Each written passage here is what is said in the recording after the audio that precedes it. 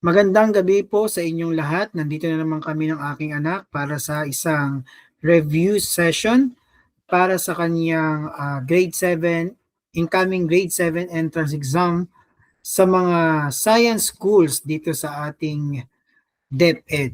So, pati rin yung ating STE, Science, Technology, and Engineering Program. So, ang ating pong pinaka-main subject is yung General Science, batch 2 na po ito.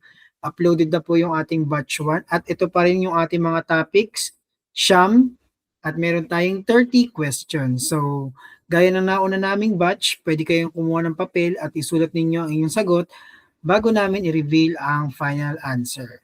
So, out of 30, dapat ikaw ay maka 22. Okay, 22 dapat. 30 times 0.75, 23 pala. Dapat 23 ang score mo para meron kang 75% na rating at pasado ka doon. So let's start. What step of scientific method comes after forming a hypothesis?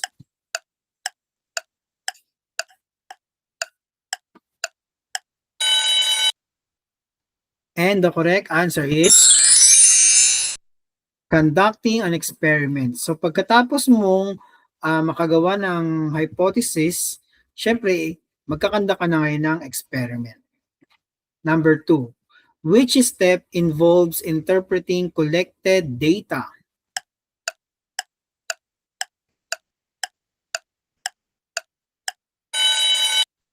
And the correct answer is analyzing results. So dito sa pag-a-analyze ng mga results, gagamit tayo ng mga tables, no? And may mga result ito ng ating mga naging experiments. Number 3, which step determines whether the hypothesis is supported or rejected?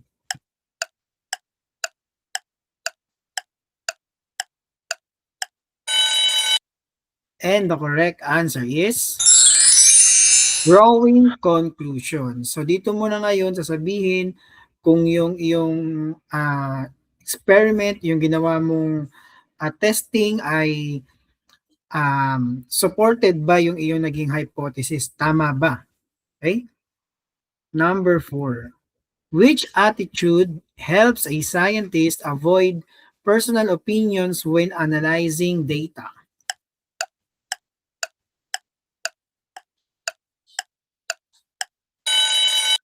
Okay, mapapansin mo naman yung tatlo, malayo sa katotohanan. Kaya ang tamang sagot, letter C, objectivity. So para hindi maging bias ang iyong experiment or yung study, kailangan objectivity tayo. So sundin natin kung ano yung ating objective. Number 5, a scientist asks many questions about how things work. Which attitude is shown? O, mahilig magtanong, di ba? So, siyempre, ang tamang sagot ay letter A, curiosity. Number 6, willingness to repeat experiments carefully shows which attitude? Okay lang sa kanya na ulitin. And the correct answer is letter D. Okay? Ayan. So, nakakarami na ba kayo ng tamang sagot?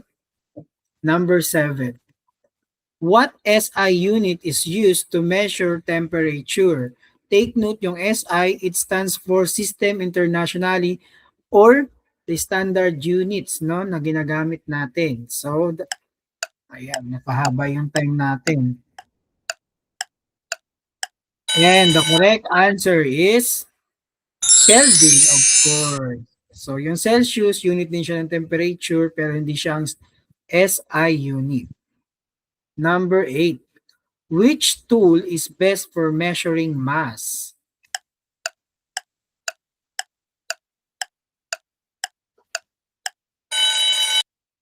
And the correct answer is, ayan, napakadali lang, di ba? Weighing scale.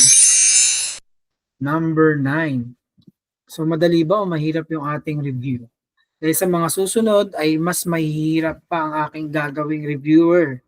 Kasi baka sa sobrang dali nito ay may mas mahirap pa palang tanong. So sinasabi ko sa inyo yung ating review na ito is hindi 100% na lalabas lahat. Pero I'm sure meron at meron talagang lalabas dito. Number 9. Which SI unit is used for time?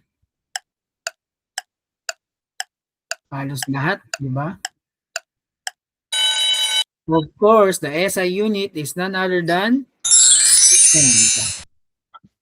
Okay? Number 10.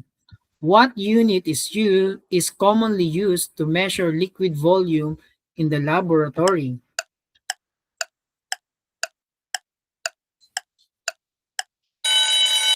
It's none other than letter B, the liter. Okay? Number 11. Which instrument is used to measure the length of an object?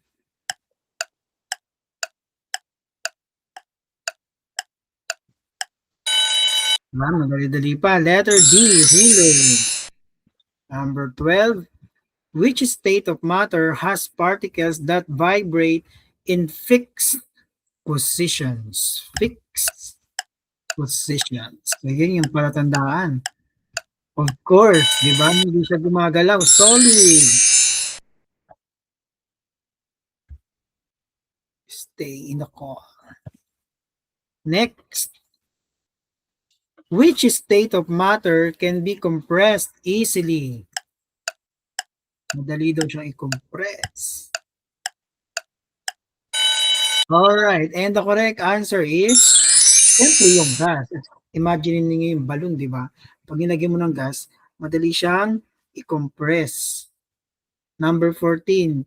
Which property refers to how tightly packed particles are in a substance?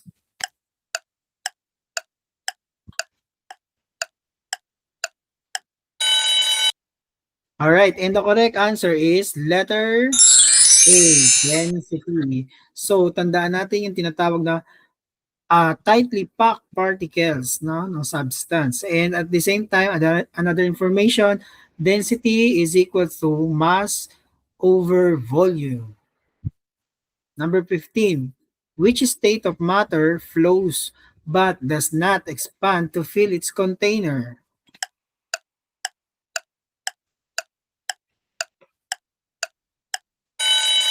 Alright, so nandun na yung sagot sa tanong. Flows, of course, liquid, diba? Hindi naman nagpo-flow ang solid, pati yung gas kasi nag-move freely. So nakakailang tamang sagot na kayo, nakakalahati na tayo ngayon. 16. Which state of matter exists at extremely high temperatures? Extremely, sobrang taas. Alright, ano ang sagot nyo? Of course, it's the plasma. O example niyan, yung sa ating star, yung sun, di ba? Sobrang init nun, may plasma doon. Okay? Sa ating universe, yan, makikita natin yan. Dito sa Earth, meron din naman, at yan talaga, extremely high temperatures. 17, which is an example of a chemical change.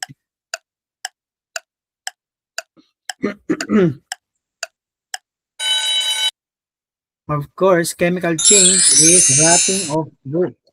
So pag sinabi natin chemical change, merong pagbabago, hindi lang sa size, sa shape, sa color, kundi pati rin sa odor and yung composition. Ito number 18. Which change is reversible? Nababaliktad.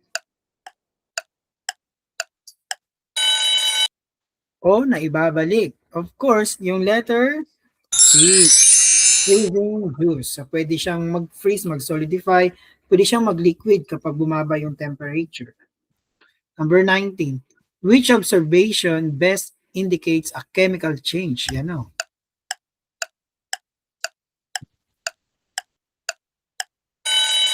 Of course, the correct answer, nabanggit ko na kanina, is letter B. formation of gas. So pag nagbago yung shape, yung size, yung state, hindi yun chemical change. So pag nagkaroon na ng formation of gas, nagkaroon na ng chemical reaction yun. So example, yung napanis na pagkain, no, nagkakaroon ng mabahong amoy. So yun yung formation of gas. And malalaman pa natin yung mga susunod na tanong. Number 20, which simple machine helps lift heavy loads vertically? So vertically.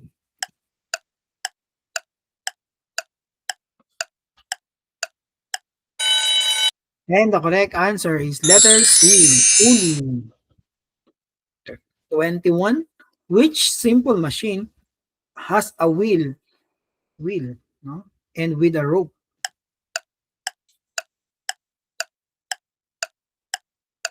Okay, nalito ba kayo? Pero ang tamang sagot ay letter C ulit. Pulley pa rin, no? Ayun, pulley yung ginaganon, di ba? So, kapag mabigat sa mga construction sites, para may angat yung mabigat, gumagamit ng pulley. So, yung pulley, may rope, mayroong wheel. Which simple machine is a slanted surface?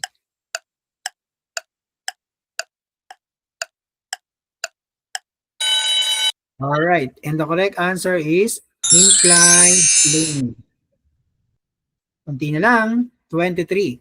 Which object will float in water? So, lulutang. Medyo mahaba yung choices natin, no? Pero let's start the timer.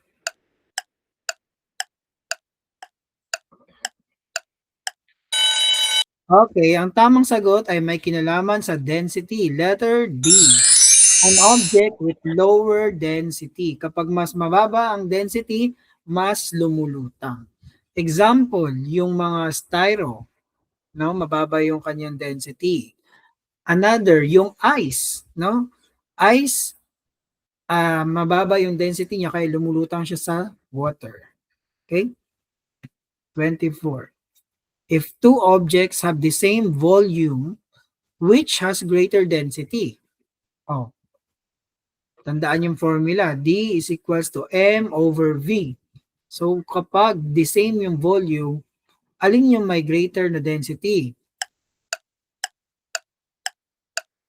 Sa batch 1, discuss na to.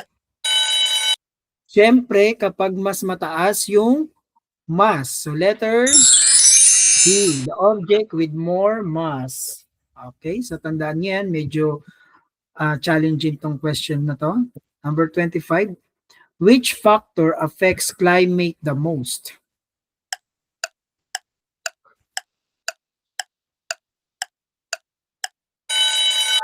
And the correct answer is altitude. So kung hindi niyo alam yung altitude, it has something to do with the elevation ng isang lugar. Example, yung Baguio.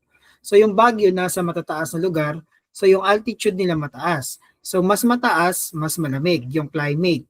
So yung mga nasa mababa, mas mainit. Which term refers to daily atmospheric condition?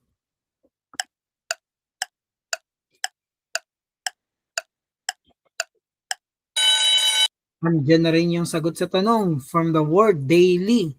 Of course, it is the weather. Oh, yun. Nalito kayo, no? 27. Which instrument measures wind speed? Yung bilis ng hangin. Oh, elimination method. Ang tamang sagot ay letter A, anemometer. So rain gauge sa ulan, thermometer sa temperature, sa barometer sa atmospheric pressure. 28. Which property allows water to move upward in plants? Paano umaangat yung water? Of course, the correct answer is letter B. Okay? Ayan. Dalawa na lang. Why is water called the universal solvent?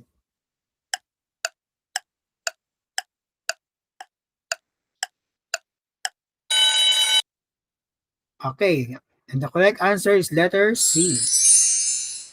Yan, dahil many substances ang kanyang nalidissolve. Last, which is the what is ice?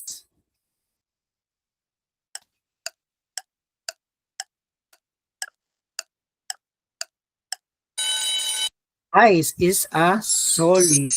Yan. Lang na ang inyong scores. Tingnan natin